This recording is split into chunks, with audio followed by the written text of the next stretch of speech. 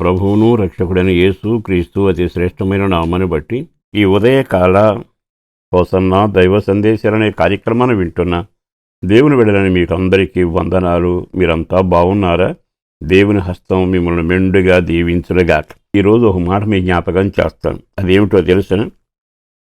మన స్నేహితులైనా బంధువులైనా మనకు అండగా కొండగా ఆధారంగా కొంతకాలం ఉంటారు. ఏదో రోజున మనిషి బలహీనుడవుతాడు, దేహాన్ని వదులుతాడు, పరిస్థితులు మారుతాయి, అన్నీ విపరీతమైన అనుభవాలు ఎదుర్కొని చేదు అనుభవాల్లో మనం అడుగులు పెడతా ఉంటాం. బిడ్డల్ని ఆయా ప్రాంతాల్లోనికి పంపించి చదువులు పంపించేటప్పుడు చాలా భయపడుతుంటాం. ఎక్కడుంటాడో ఎలా ఉంటాడో వాళ్ళ పరిస్థితి ఎలా ఉంటుందో, వీడు ఇంట పుట్టినవాడు ఎప్పుడు బయటికి వెళ్ళలేదని పిల్లల గురించి ఆందోళన చెల్లే తల్లిదండ్రులు చాలామంది ఉన్నారు. అయితే దేవుడు అంటున్నాడు, నువ్వెందుకు కంగారు పడుతున్నావు అంటే అర్థం ఏమిటో తెలుసా? నీకిచ్చిన బిడ్డ నా బిడ్డ, అన్నిటికంటే మీరు నా కుటుంబం, మీరు నా సొత్తు. మరి అలాంటప్పుడు నీ బిడ్డను నేను ఎలా మర్చిపోతాను అంటూ తన ప్రేమను కాపుదలను వ్యక్తీకరిస్తా ఉన్నాడు. ఎందుకో ఈ మాట చదివినప్పుడు చాలా ఆనందం అనిపిస్తుంది. కారణం ఏమిటో తెలుసా? మన ఈ చుట్టూ ఉండేవాళ్ళు ఒక్కోసారి దూరం అవుతారు కదా. డబ్బు దూరం అవుతుందిగా, ఆరోగ్యం దూరం అవుతుందిగా, స్నేహితులు దూరం అవుతున్నారుగా. కానీ 125వ కీర్తనలోని 2వ వాక్యంలో చక్కని మాట రాయబడింది. యెరూషలేము చుట్టూ పర్వతములు ఉన్నట్లు యెహోవా ఇది మొదలుకొని నిత్యము తన ప్రజల చుట్టూ ఉండును. నిత్యము తన ప్రజల చుట్టూ ఉండును. ఎంత చక్కని మాట అండి. నరులెంత, నరుడు బోకడెంత, నీటి బుడగాని రాయబడింది. త్రాసులో ధూళి అంటాడు, సాగిపోయే నీడ అంటాడు, అంతలో కనబడి మాయమై ఆవిరి అంటాడు. నీ రూపం, నీ స్థితి, నా బతుకు ఎంత వివరంగా చెప్పాడు. ఎంత భాగ్యం నీటి బుడగ అన్నాడు. మరి అట్లాంటి దాని కొరకు ఆయన ఏమంటున్నాడు తెలుసా? నేను మీకు నిత్యము ప్రజల చుట్టూ ఉండి నేను కాపాడుతున్నాను అంటాడు. ఎంత నీటి బుడగకు అంత విలువ ఎలా వచ్చింది?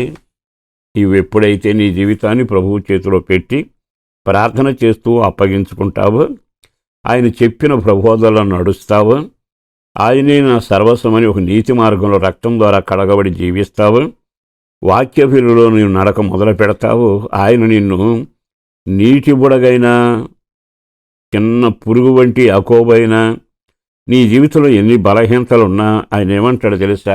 నీ చుట్టూ నేనుంటాను, నీ పిల్లల చుట్టూ నేనుంటాను, ఆస్తి చుట్టూ నేనుంటాను. ఎలా ఉంటాను? నువ్వు అన్నావు గనక ఒక రోజు నుండి ఎడతాను అనకుండా యెరూషలేము చుట్టూ పర్వతాలున్నాయి, అట్లా ఉంటాను అంటున్నాడు. ఆ మాటలో అర్థమేమిటి? నాకు తెలిసినంత వరకు నేను పుట్టినా మీరు పుట్టిన నాటి నుంచి పర్వతాలు ఒక్క క్షణం కదలలేదుగా. యెరూషలేము చుట్టూ పర్వతం ఉంది అంటే అది కదిలే పని లేదు, ఎల్లప్పుడూ అలాగే ఉంటుందిగా.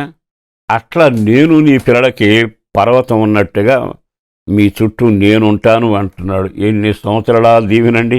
అసలు ఎంత ఆశీర్వాదకరమైన మాట. కొండ కదలదు, నా దేవుడు నన్ను వీడవాడు. కొండ కదిలింపు లేని జీవితానికి సంకేతం అయితే నా దేవుడు అంటాడు, మీరు నన్ను కాదనుకుని దూరంగా వెళ్ళాలి, కానీ నేను మీకు ఎల్లప్పుడూ సమీపంగా ఉంటా, దూరంగా ఉండేవాడిని కాను.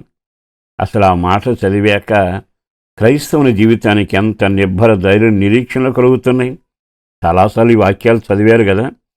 సహోదరి సహోదరులారా, మీ కుటుంబాలు ఇప్పటికే కలవరపరిచే సంఘటనలు కానీ, నీ జీవితాన్ని ఈడ్చిపెడుతున్న కొన్ని సంఘటనలు కానీ, కులంగదీసే సందర్భాలు కానీ, ఇక నా వల్ల కాదు అనుకునే సంఘటనలు కానీ, నాకెవరున్నారనుకునే కార్యక్రమాలు కానీ, ఎన్ని నిన్ను తాకినా తడివినా నువ్వేమీ కంగారు పడవద్దు. ఈ వాగ్దానం మీద చేయబెట్టు. 125వ కీర్తన 2వ చరణం మీద నిత్యము తన ప్రజల చుట్టూ కొండలాగా ఉండబోతున్నాడు. అట్టి ఘనకార్యం చేయడానికి ఆయన ఇష్టపడి నిన్ను ఎంతగా ప్రేమించి వాగ్దానం చేసి నడిపిస్తున్నాడే. ఈ నెలలో కూడా నీ జీవిత కాలమంతా ఆ విధంగా పర్వతంలాగా కదలకుండా ఉండి నీకు మేలు చేసి నడిపించే దేవునికి నువ్వు ఎంత రుణపడి ఉన్నావు. చేతులెత్తి దండం పెట్టి ఆయనకు వందనాలు చెప్పుకొని, ప్రభువా ఈ వాగ్దానం నా పట్ల నెరవేర్చని ప్రార్థన చేయండి, మీ కొరకు నేను ప్రార్థన చేస్తాను. పరిశుద్ధుడును ప్రేమమడిన ప్రభు వందనాలయ్యా. అపారమైన నీ ప్రేమ కొరకు ధన్యవాదాలు. చేసిన మేలు కొరకు వందనాలు. కాచిన కాపుదల కొరకు వందనాలు. ఎంతైనా నమ్మదగిన దేవుడు, అందుకు వందనాలు. బిడ్డలను దీవించండి, పెద్దలను ఆశీర్వదించండి, కంచి వేసి కాపాడండి. ఆరోగ్య విషయం, ఆహార విషయంలో, ఆత్మీయ జీవితంలో, ప్రార్థనా జీవితంలో పెంచండి. అందరికీ రక్షణ ఉండాలి. రక్షణ భాగ్యంలో నీ యొక్క నిత్యత్వం అడుగుపెట్టే కృప కలగాలి.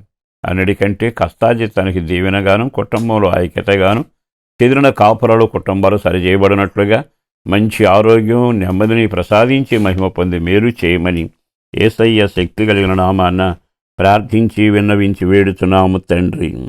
ఆమేన్.